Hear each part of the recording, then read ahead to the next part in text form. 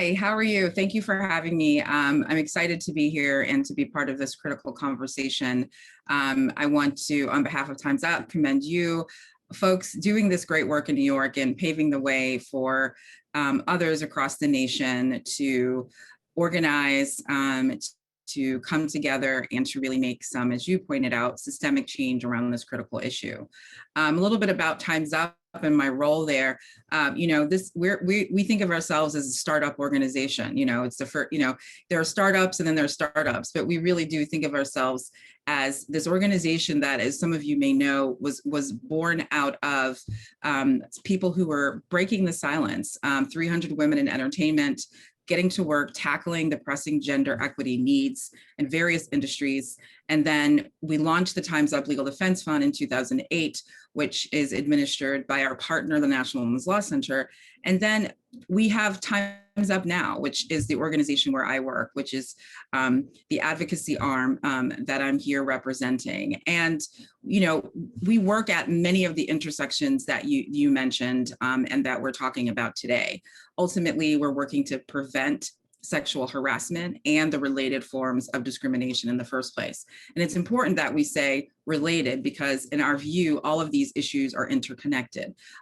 So in the same time, we are talking about what barriers women face in the workplace in order to have a level playing field, participate in our economy, and to live sustainable lives without fear in the workplace in particular is just as important as making sure that when harassment or violence occurs, there are systems that can provide transparency, justice, and accountability in those instances. So all of that working together, we really believe that this is not going to be done by one tactic. This is something that we all have to do in multiple forms and in multiple ways.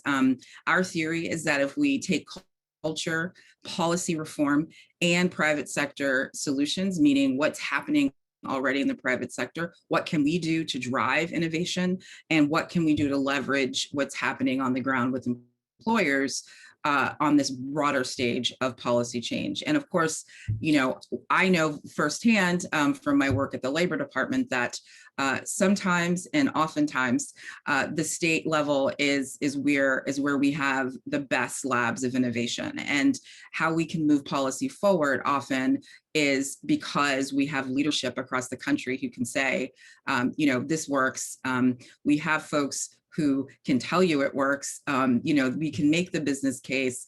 We've done all the work, and despite the log jams and the bureaucracy in Washington, D.C., we know that there are folks really taking the lead on issues such as sexual harassment in the workplace across the nation, despite the fact that we don't have what we believe are a core set of principles as in the public policy arena at the federal level yet, but hopefully we can get there.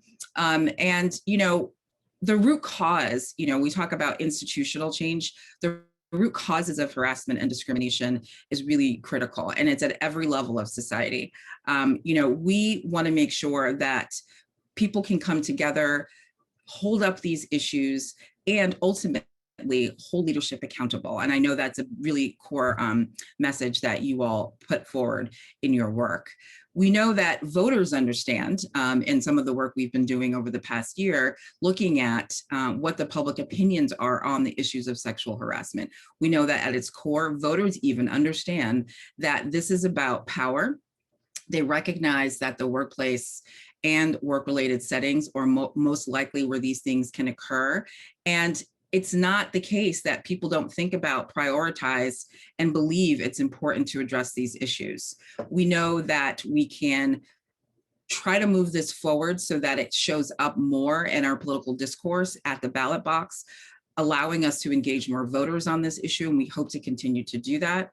We know that there are just the tip of the iceberg and the depth of these problems. Right now, the data that we usually rely on is as a result of people who come forward with claims or have filed cases. And that is, as I don't have to tell anybody on this panel, on this audience, we know is just not really getting to how often this happens and how pervasive the issues of sexual harassment are.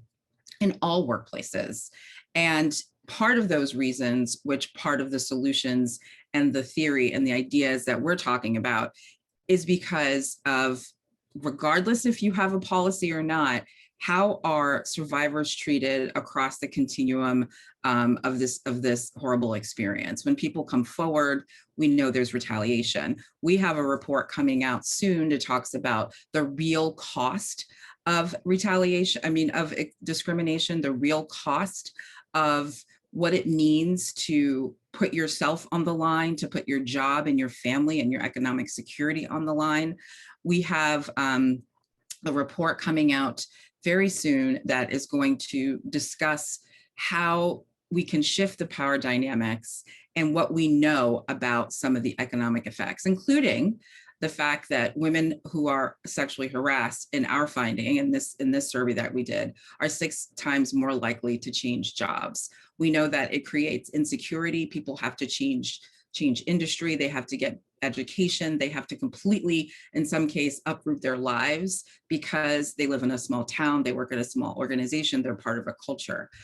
We hope that we're able to use this research to not just talk about the emotional and the human toll, but what sexual harassment is really costing us as a nation, economically, what it's costing our businesses, and what it's costing our families. Beyond the personal toll, we know that the high cost can be as simple as having to apply for unemployment and not having a job for several months, to having credit destroyed, having to lose your apartment because you can't make a bill, or you have late payments on your mortgage. You have employer-sponsored health benefits, and you lose those health benefits because you have to change out of your job. You have been forced to resign, or the situation or the workplace is not safe for you anymore.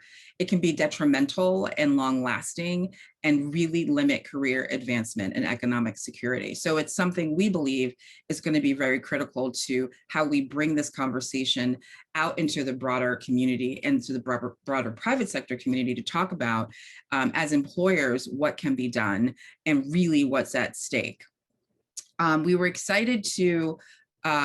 We were really excited to work with on the New York safety agenda. We're proud of that collaboration, working on New York's anti-harassment laws, knowing that you have one of the strongest in the nation.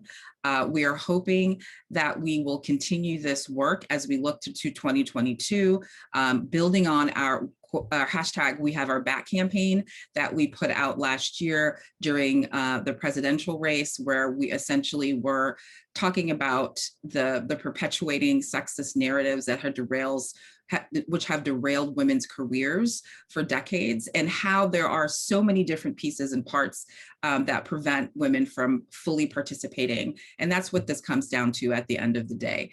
It's whether you are working on a campaign, whether you're running for office yourself, whether you are hoping to get a political appointment. The ripple effect of this down the pipeline of trying to get to diversity and inclusion is also affected by this really systemic and horrible issue. And so if we really are going to commit to building that pipeline and opening up access to more people in our political process, this is one of those things at its core that has to be addressed. And I look forward to talking more during our discussion. Thank you.